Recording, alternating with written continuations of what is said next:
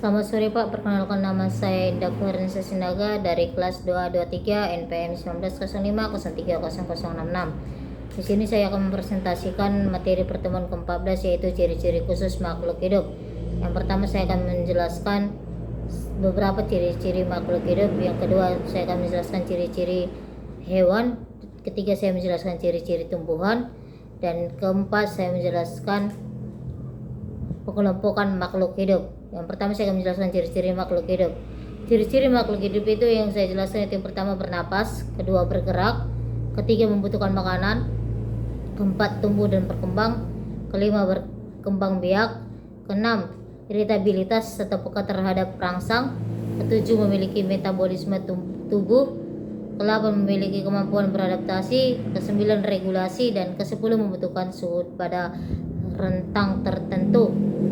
Selanjutnya saya akan menjelaskan ciri-ciri khusus pada hewan seperti unta. Ciri-cirinya itu mempunyai punuk tempat penyimpan lemak sebagai cadangan makanan sehingga unta dapat hidup tanpa makan dalam waktu lama. Yang kedua, mempunyai kantung air di dalam perutnya yang dapat menampung sejumlah besar air, yaitu 57 liter, sehingga unta dapat menempuh perjalanan jauh di padang pasir tanpa minum. Yang ketiga, kakinya mempunyai bantalan yang tebal untuk menahan panas dan agar tidak terbenam di pasir saat berjalan. Keempat, memiliki dua baris bulu mata yang panjang untuk melindungi mata dari pasir dan panas matahari. Yang kelima, mempunyai lubang hidung yang dapat ditutup rapat sehingga pasir tidak masuk ke lubang hidung. Kemudian ciri-ciri khusus burung hantu. Yang pertama, burung hantu termasuk binatang nokturnal, yaitu binatang yang beraktivitas di malam hari. Yang kedua, memiliki penglihatan dan pendengaran yang sangat tajam dan peka untuk menemukan mangsanya di malam hari.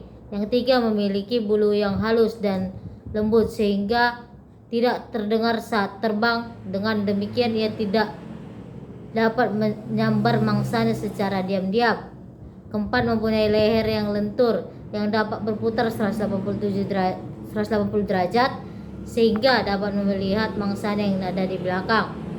Kemudian saya akan menjelaskan ciri khusus dari tumbuhan seperti teratai, termasuk tumbuhan hydrophyta, yaitu tumbuhan yang dapat menyesuaikan diri dengan lingkungan air.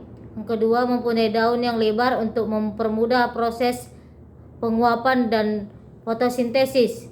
Yang ketiga, batang dan akarnya mempunyai lubang atau rongga-rongga udara yang berfungsi untuk membawa udara ke batang dan akar. Kemudian kantong semar.